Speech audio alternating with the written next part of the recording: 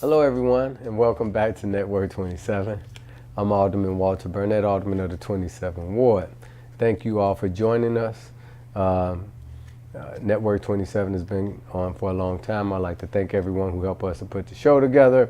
We'd like to say thank you to all the seniors and all of the sponsors who helped us with the Senior Bingo, Chicago Neighbors United, and all of the other folks. The seniors had a fantastic time. I think we bingoed off thousands of dollars and several certificates, and everyone had a good time. They ate. We didn't get to dance because we had so many things to bingo off. We'd like to thank Oak Health Center for all of their contributions and helping the seniors also. This is April. We also like to thank everyone who came out to vote. During the election, it's always good to exercise your vote. And we got a good number out in the 27th Ward. We need to keep that momentum up for the general election coming up. When you all vote, it puts our ward in a better position to deal with other elected officials throughout the city, the state, the county, and the country. So it's very important for you to vote. And it is all relative in government when an alderman represents a community that votes. So thank you all for coming out and doing that. Ladies and gentlemen, I'd like to introduce a guest. His name is Tim O'Brien. Tim is with the Open Book organization. Open Book is a organization that's in our area that helps young people and other folks to get exposures and opportunities for different reading material. And I'm going to let Tim tell us about Open Book. How you doing, Tim? Very good, Alderman. Thank you very much. I appreciate the introduction, and I appreciate the opportunity to speak to you again. We are here today in our beautiful West Loop flagship store. We are happily back in the 27th Ward. When we first opened up almost 10 years ago, we were originally in your ward, then we got slightly redistricted out when we were in River North, and now we're happy to be back in the 27th Ward and offering a lot of opportunities to serve the community members of your ward as well as throughout the city. So what is Open Books? Open Books is a nonprofit social venture that provides literacy experiences to thousands of readers each year through inspiring programs and creative capitalization of books. So that's a lot of words, and what does that exactly mean? We are fueled by used books. That is really what drives our entire organization. As you can see in our West Loop store here, there are almost 45,000 books that have been donated to us by community members, corporate partnerships, relationships with publishers, and other arrangements. We then take these books, sell them to provide the funding for literacy enrichment programs that we provide in our own classrooms, as well as classrooms throughout CPS. We proudly serve a number of schools in your ward, including, I don't want to limit anybody, but certainly including CICS, Ogden, and I think Salazar is still in your ward. But also Willa Cather, we're out there this semester with one of our programs. I don't want to go too deeply into our programs because Jessica Jones-Lewis is going to be talking to you in just a moment about those programs. So why don't you tell us about the building, Tim? First of all, you all used to be on Institute Place in Franklin. That's correct. We first opened up in 2006, and we were based down in the South Loop in somebody's basement. Oh, wow. Then we kept expanding. We kept getting more books that we've just had to increase our space to allow us to continue to serve the community. So we opened up our first bookstore in 2009 right on Institute in Franklin, where we stayed open until just this last May when we moved here at 651 West Lake. Adjacent to this store, we have two classrooms where we serve the students of CPS as well as neighboring communities. So you have two classrooms adjacent that you serve with CPS. What other areas do you have here in the building, and how are those areas utilized? Okay, so in our classroom, or in our store space here, you can see all of the books here. We like to create a community space. So adjacent to the store here is a dedicated children's area. 2 times a week on Thursday mornings and Saturday mornings, we host a story time for neighborhood toddlers, where we have a wonderful staff member who walks through a number of enrichment exercises for toddlers and engages the cognitive process and cognitive thinking. Last time I checked, there was about 40 different toddlers who showed up for the last story time, and it's becoming increasingly popular for the West Loop community. And that is absolutely no charge to the family members or any of the community members who want to come in for that. So you keep saying the West Loop community. Do you just limit it to the West Loop community? No, absolutely not. All right. We do like to think of ourselves as a community organization, but we certainly don't want to limit ourselves to solely West Loop. We are open to anyone throughout the city or Okay. Does suburbs. it cost for them to bring the young people here to listen to the stories? No, it does not at all. Okay, fantastic. So they listen to the stories in another room adjacent to this area. And then what are the other spaces in the area? So the other spaces in the area, we have little reading corners for anybody who comes in and they want to browse our selection of books. They want to create a little nook area for themselves. They can feel free to read for a little bit and hopefully purchase something from us. But if they decide not to, we're happy enough for that. We have community space up front here where we host a number of author events. Coming up later this month, we have a book club featuring the book Girl at War by Sarah Novich, and I apologize if I mispronounced her last name. A number of these events, they're all open to the public, they're all free of charge. A number of these events we've actually been able to have the author come in and lead the book club. We have had a number of community organizations meet up front here in our space or in our children's section adjacent to here. In the back of our store space here, we have a mini processing center. Our major processing facility is actually located down in Pilsen. So when you say a processing center, what does that consist of? So let me tell you a bit of the story about Open Books, since we've talked about the store itself. As I mentioned in the introduction, Open Books is fueled by used books. We collect books, as I mentioned, from community members, from various organizations doing book drives for us. This month we're actually doing a month-long book drive competition where corporate sponsors and other organizations get a book bin from us. They decorate it very whimsically like we keep our store decorated, and then they fill it with books donated from their community. We then take those books and we process them down in our warehouse in Pilsen. Every book winds up going to one of 3 distinct areas for our organization. They either end up for sale in one of our locations, or we use them in one of our literacy enrichment programs, or the third area that they end up going is for our book donation program, which I'll speak about that for just a moment. So you all donate books to people? Indeed. In the last school year, we donated just under 100,000 books to community members, CPS classrooms, and other nonprofits in need.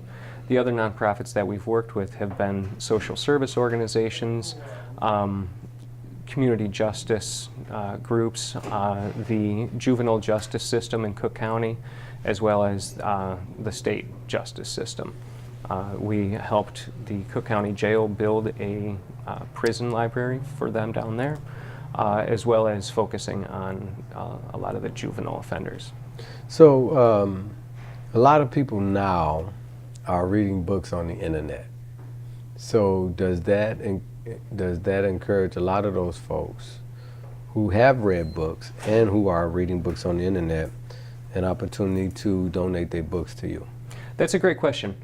And in fact, here at Open Books, while we really love the handheld book, as you can see, we just want people reading. That is our main focus. Get people to read. Get people to read, get them excited about reading, and especially young people.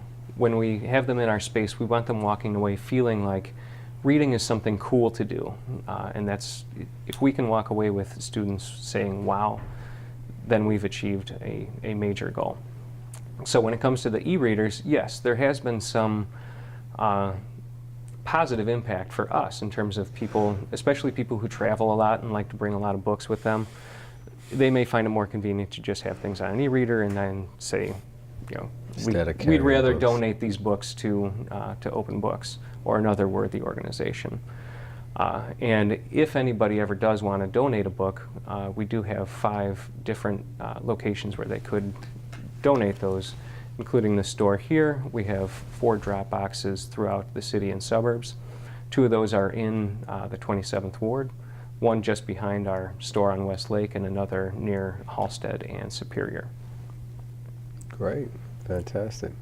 So when people donate their books to you, you either sell them in order to support your programs, or you donate them to someone else who may use them. Juvenile detention center, several schools throughout the city, to give the young people an opportunity to be able to read. Because although some of us do have e-books, everybody don't have e-books. That's absolutely correct. That's right. And then you give folks an opportunity to still, because some people just like to read. They like a book, you know what I'm saying? Absolutely. Yeah, and everyone doesn't want to do everything on their computer, and so you still give folks an opportunity to be able to come and browse and look for books. Because it's amazing that I look around the city, more and more bookstores are closing. And you know, we've seen that a lot with the larger chain organizations, but there is a thriving independent bookstore movement in the city of Chicago. There absolutely is, and we are proud to be a member of that independent bookseller community. What we have found, and I speak of this anecdotally, but there have been studies that also support this, is that the younger generation, sort of millennials and down, while they prefer looking at a screen or an e-reader for a lot of their schoolwork or anything that they have to read, when it comes to pleasure reading or reading for fun, they prefer to have the book in front of them. And so we're seeing just a growing number of students, high school students and younger, just eating up all the books that we have available. So Tim, could you tell me some of the books that you have here? What type of books? Yes, Alderman. Our West Loop store is a fully categorized and inventoried used bookstore. We do carry a small selection of new books, very small. But our biggest sellers are our fiction section, which is all alphabetized and inventoried. Our history, which is broken out into military history, world history, and general history. Our biography section is another very popular area. And in our children's section, some of the biggest sellers are our young adult sections, which include some of the most latest popular series, also including some of the classics, including Harry Potter, if that's ready to be called a classic now.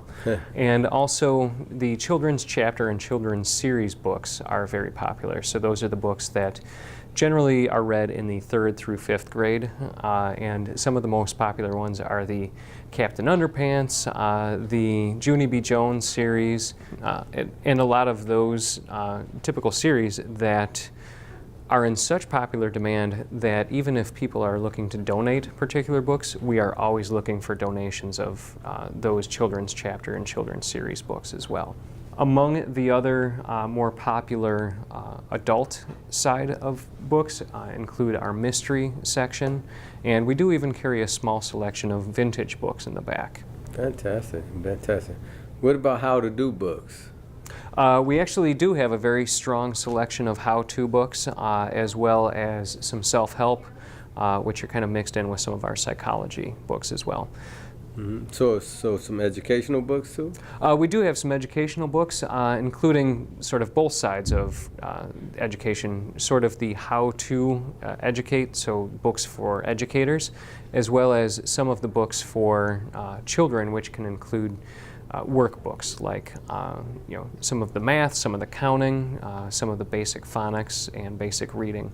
We do even carry a small selection of early readers for those who are just starting out reading, and those are just very simple texts.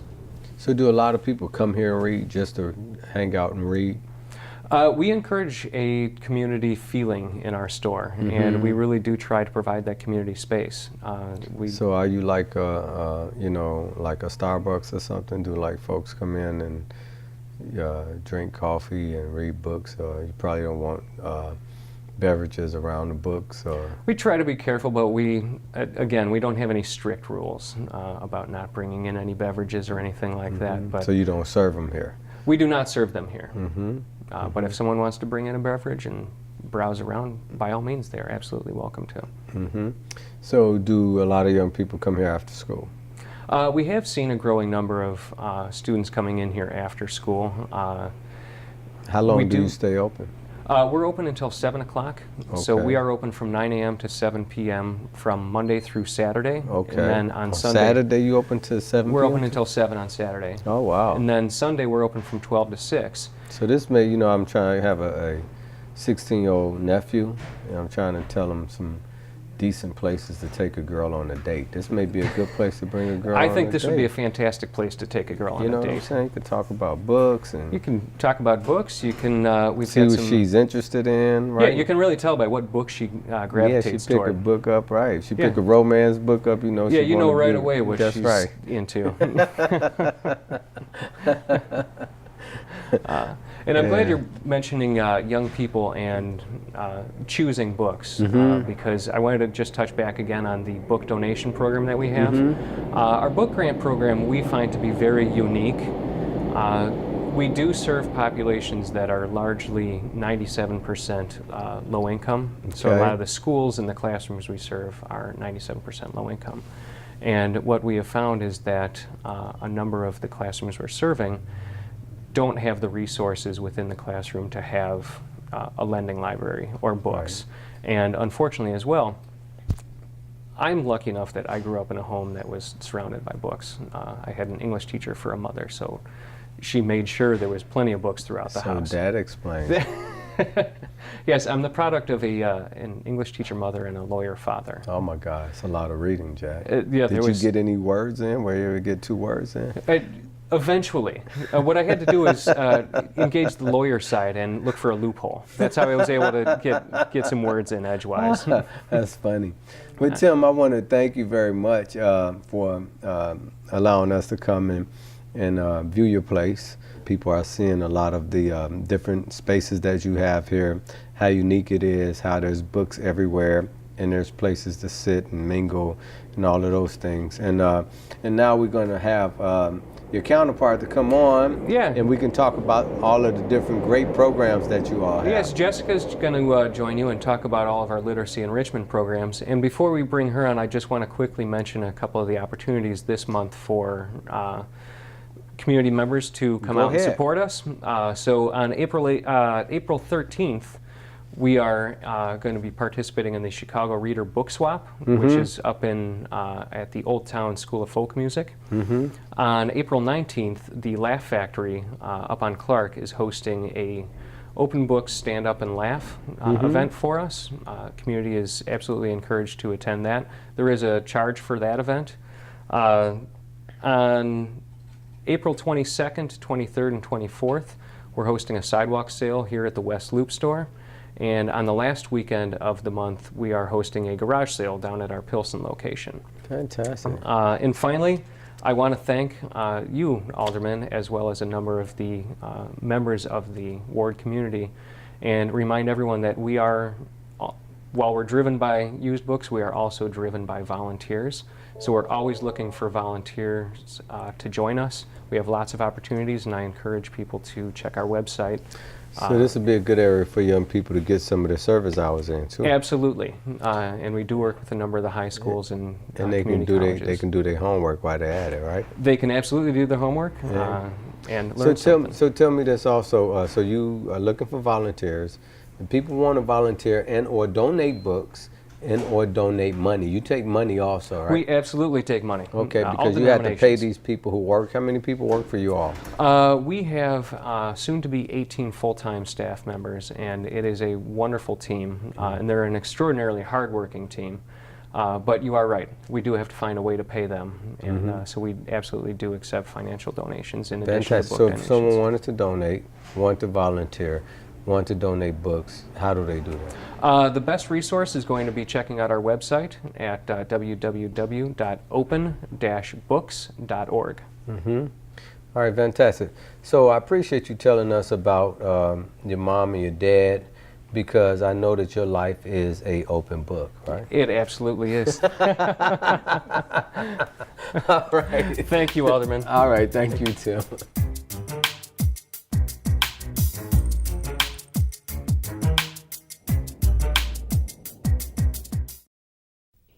Talking to veterans about the real issues they're dealing with can be awkward and uncomfortable. But when their behavior changes, it's time to act. Because if we don't, our families and relationships will suffer. Listen to the veterans in your life and show you care. It matters. When you recognize a veteran is in crisis, call the Veterans Crisis Line at 1-800-273-8255 and press 1.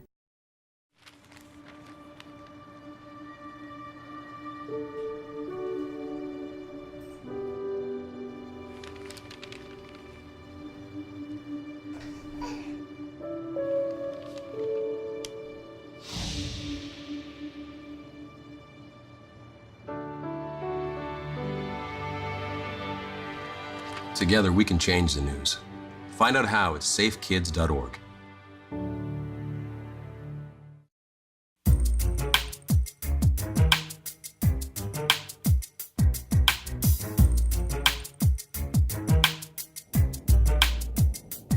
All right, so we're back with Jessica. Jessica, what's your full name? Jessica Jones Lewis. Jessica Jones Lewis. That sounds like a book by itself, Jessica Jones Lewis. Well, the first part of it is actually a Marvel Comics superhero, Jessica Jones, that Oh, just yeah. got a new Netflix. It's not as I saw that. Yeah, it's not as biographical as it could be. No, it's okay, but they fair. they only have like a few series Yeah, on it. Yeah, only a they need few. to hurry up and put a couple more. That's on fair. there. I may or may not be consulting with them. I'm vigilante in between my literacy work. I can't tell you either way. So. You're funny. All right, Jessica Jones Lewis. So tell us who you are and what you do. So I am a program manager at Open Books. Specifically, I work with the older kids that come into our programs or the programs that we take to their schools. We do have 4 instructional programs, however. The first one is Reading Buddies. Reading Buddies is where we take a group of volunteers into schools twice a week for a semester, and we read with 2nd and 3rd grade students. It's a 30-minute one-on-one reading with one group of students and then 30 minutes with another group of students, basically to help them with their reading fluency, their comprehension, and also to have a one-on-one support from a caring adult who is coming into their classroom and kind of breaking up their class day by providing some support with their reading. In addition to that, we also have our creative writing workshops. That's actually a site-based program here for us. So I know Tim mentioned our classrooms. We have schools that bring groups of students into our classrooms, the red room and the blue room over here. And in the creative writing workshop, students will come in and have a teaching artist present a 2.5-hour workshop where they will read excerpts from stories and then have students do some of their own writing. And then kind of to bring it all together, an end product of that is that students will perform some of their writing that they do at our workshops. We have everything from a stage to a pencil costume to kind of break the ice as they're reading in front of their peers. And then they come over to our bookstore for the last 30 minutes and they get a free used book of their choice. And that's part of their field trip. We host those Tuesday through Friday, all school year long. So, I think I was here one time. I don't know if you were here. You were here for our Read Then Write launch. I do remember right, you. and the students were reading. Yep. Right, and it really helped them to get more confidence in speaking to other folks, but also being creative. Yeah. And I think it's I think that it for the young men, it really helped them a lot to, because men don't like to share. Especially stories that are going to be a little bit more personal in nature. So sharing an aspect of their lives outside of the facade sometimes that they put forward with students. Right. So it was very, very, I really enjoy hearing those young people. And they were very articulate. A lot of kids are smarter than you think they are, right? So that was very encouraging. So, and those were teenagers. Those were teenagers. Those were 10th grade students. That's great.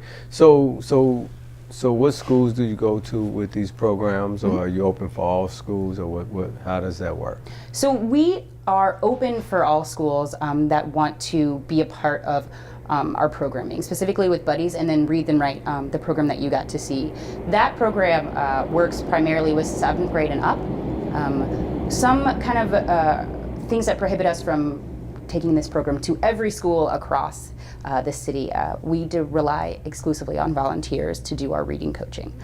So the more volunteers we have, the more volunteers that we can take into our programs, the more kids that we serve. So a lot of that is contingent on the group of volunteers that we have. In addition to that, our kind of staffing restrictions in a sense. We're a very small nonprofit organization.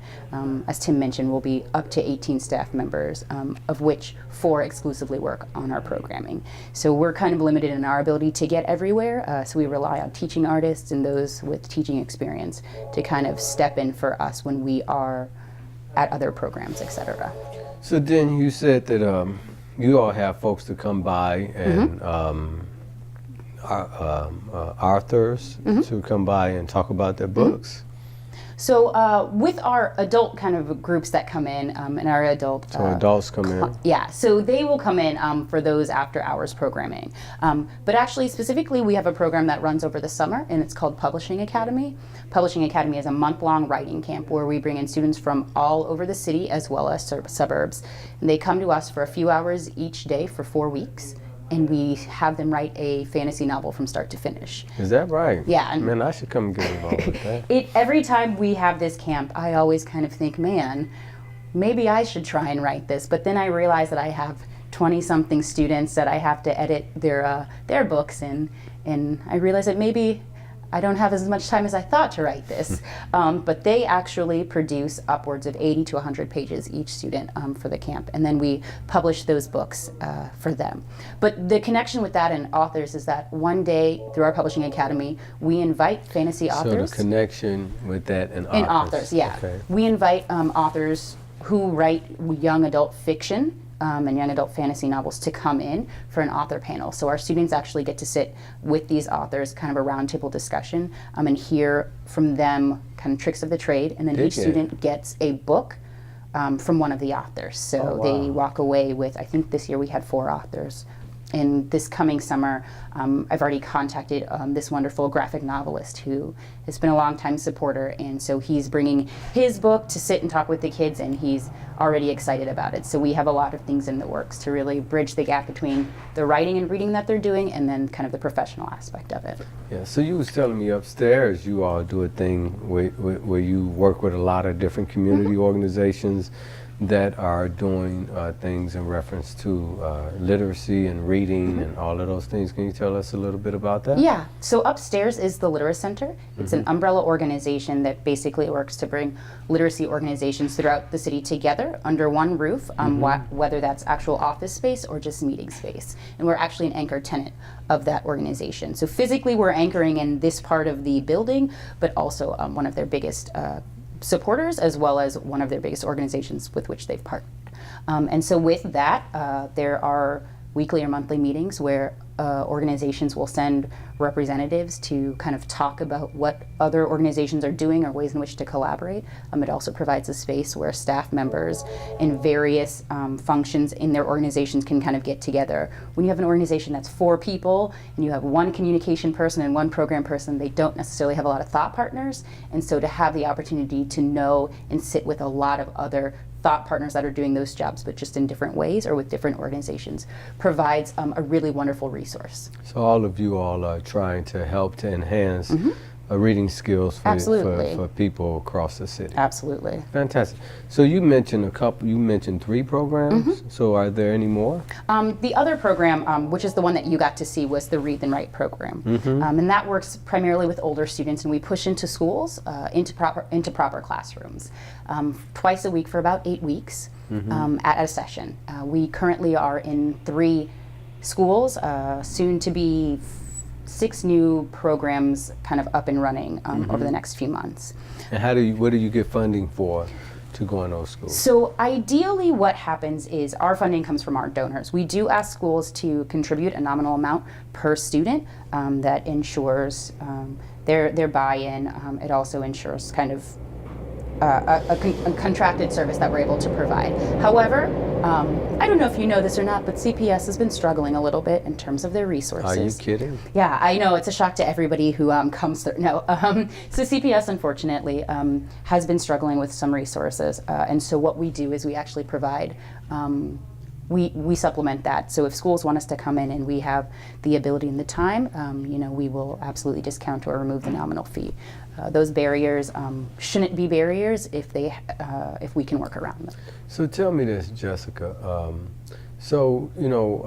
Like in the grammar schools, I don't know if they do it in the high schools, they have like reading specialists. Do they have those in the high schools? With some high schools, they will have reading specialists. I think. So do you all collaborate with the reading specialists in the school? Primarily, we work with the classroom teachers, or if there's a department head, we will work with that department leader. But because we push into the proper classrooms, we are working with the literacy teachers pretty regularly and providing lesson plans and providing supplemental work as we read a novel with their class. Okay, so now let's go back and just do a synopsis of everything that you offer and what people can do here. Absolutely. Okay. So with regard to programs, we have 4 programs. 2 of them are site-based, so they're in schools, and we've partnered with schools. That's Reading Buddies, which works with younger ages, and then our Read and Write program, which works with older students. And then we have our creative writing workshops, which takes place in our classrooms, and that is How do you get involved in the creative writing? So creative writing workshops, to be a volunteer, you simply sign up for our sign up through our volunteer page, and we have a very quick turnaround that we will get you into the classroom as soon as all of your paperwork clears.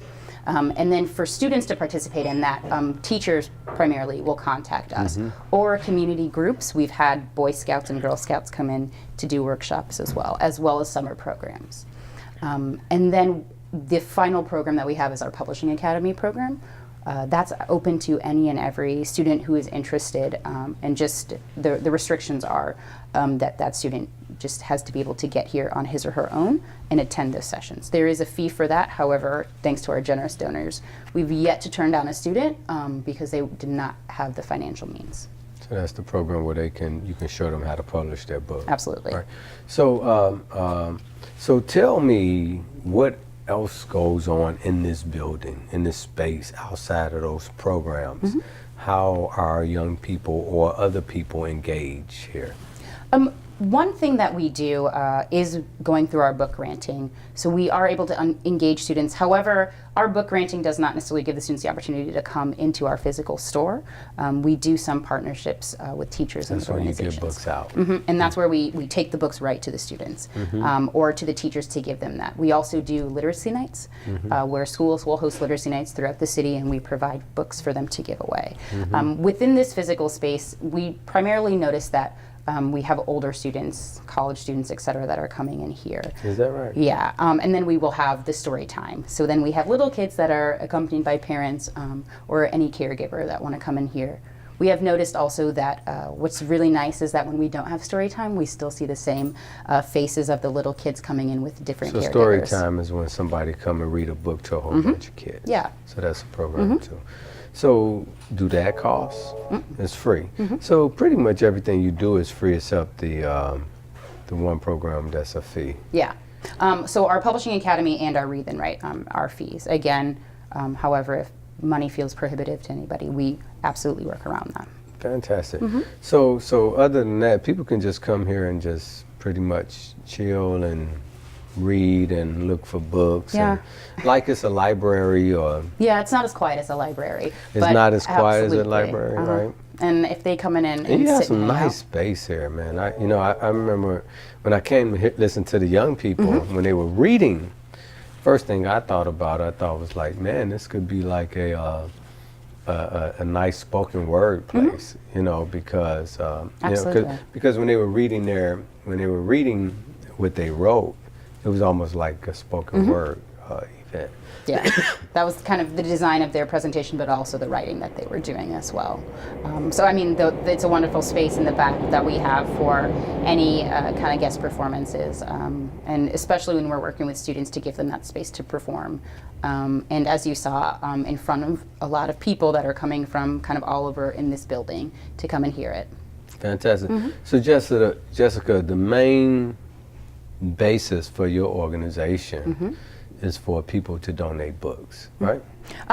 Yes, our organization is based on donating time or resources such as books so that we are able to transform them. I think that's kind of a key word whenever you hear. Transform them to resources and programs. Absolutely. It's the transformation of used books for creative purposes, for creative capital. Yeah, and then your other main goal is to encourage young folks and other people to read more. Absolutely, absolutely. Right, and I know especially for young people in the lower grades or 7th and 8th grade is very important, and then when they become a junior in high school, because you need to build up your reading skills in order to take the test to get into good schools. Absolutely. Right? And then you need to enhance your reading skills in order to do good on ACT tests, in order to get in a good college. Right?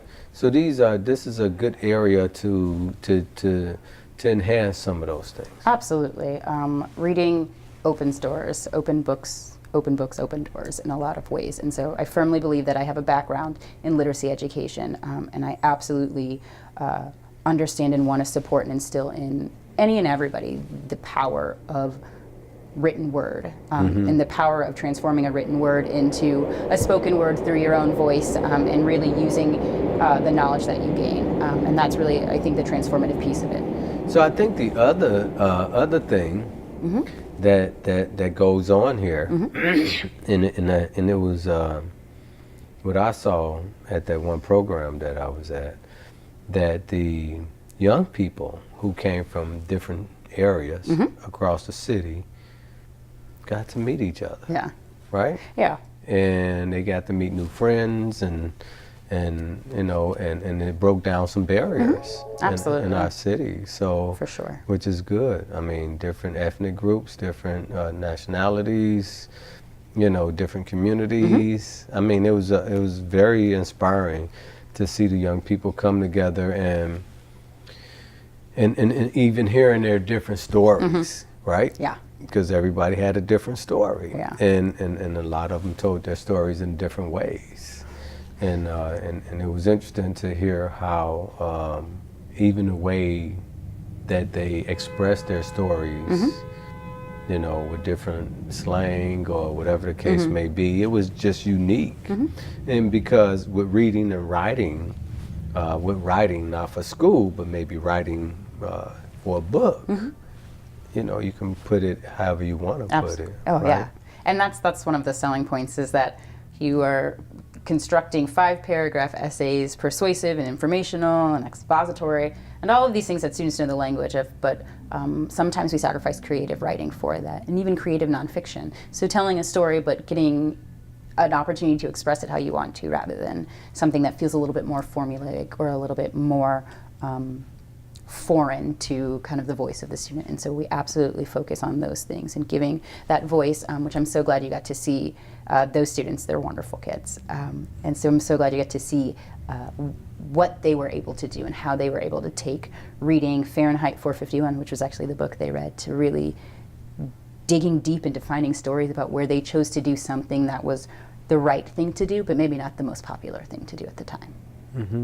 So Jessica, I would imagine it has to be very fulfilling to help someone and to see them, mature and grow with their reading, especially the young people. As a person who work here. I regularly say I love the work that I do, and I love that I'm in a classroom doing something that feels non-traditional in terms of education. I was a classroom teacher, and I enjoyed doing that, but the opportunities that I have now. You look like a student. You look so young. So I actually taught 10th graders, and very often I would have district people. I was in Philadelphia, so district leaders would come in and would be outraged that there's no teacher in the classroom, and then I would have to stand up because I was working one-on-one with a student and let them know that I was actually the teacher of record in that classroom, and my students were almost all of them were probably taller than me. Is that right? When I was teaching 10th grade, absolutely. Oh yeah, but it was education in and of itself, regardless of what the content is tremendously fulfilling. So I would imagine that the volunteers that come here and volunteer get those opportunities too. Are working one-on-one or in small groups with students. I know for a fact from a lot of our volunteers is really extremely fulfilling, especially if they're coming from jobs or professions where they don't get to do work that feels as fulfilling immediately, or where they don't get to interact with students and working with young people in a way that feels fulfilling and transformative. And so I know that we have volunteers who, one volunteer worked out with her boss that she would go into work an hour late every Tuesday and Thursday for 8 weeks because she really wanted to volunteer in Albany Park at one of our programs. And the kids adored her, and she was a wonderful, wonderful supportive coach for them. Fantastic. So it's great to have the center and over here in the West Loop because it's as the young people would say, it's a very neutral area. It's close to transportation. People can come from all over the city and not feel threatened or it's safe. But also it's a good area to pick up a lot of good volunteers. And it's a great area to pick up a lot of potential contributors, right? Yeah. So I'm happy that you all are over here in this community. I hope people from the community will utilize this space for any of those three things. One, either to bring your young people here, especially all of the young people who are having young babies now in the community, that they can bring their toddlers over here to listen to stories and all of those things. But also a lot of our people in the community that's maybe retired, right? That may just want to volunteer and do something. And of course, they may have all those books in their storage bin somewhere. They need somewhere for them you need to go. do something with the books. Bring them here. Let them use these books to either let somebody read them and or either sell them and get some money in order to have some programs for for folks in the community. Absolutely. We will welcome all of those things and more. So thank you very much. No problem. And I was here for a press conference not too long ago for a program that you all were doing. I can't remember what it was, but one of the ladies who worked with you all, she was from up north. Her daughter was here, and her daughter was in high school, and she was a young lady. I think she was going to Lincoln Park or something. Not Lincoln Park. I forget which school, but she does a lot of reading here. Nice young lady, blonde hair, and she was just expressing how she loved coming here and reading, after school. That's really great. So I think, for those young people who just like to come and read, this is a great place. You'll probably find me sitting on one of these couches with my computer doing work too. So. Is that right? Oh yeah. Yeah, that's a new thing out nowadays with young folks, that they just like to go somewhere and be on their computer and they go off into a whole nother world. So I mean, they're like that all over the city now, right? We can be one of those places. We have free Wi-Fi. You have free Wi-Fi here? Yeah, okay, fantastic. But Jessica, thank you very much. And again, can you tell us if people wanted to find this place, your address, and then if they wanted to look at your website, what could they do? So we're located at 651 West Lake Street. We are also located at www.open-books.org. And then from that website, it will take you to any number of programs versus volunteer opportunities. They're all pretty straightforward once you get into that website. Again, it's open-books.org. Open-books.org. Fantastic. Yeah. And Jessica, I really appreciate you coming on the show also and being an open book with us. Thank you very much. I really appreciate it. It was really great to talk about my program. So. Okay, thank you very much. Thank you. All right. Thank you, ladies and gentlemen, for watching Network 27. I'm Alderman Walter Burnett, signing off until we see you next month. Have a good day.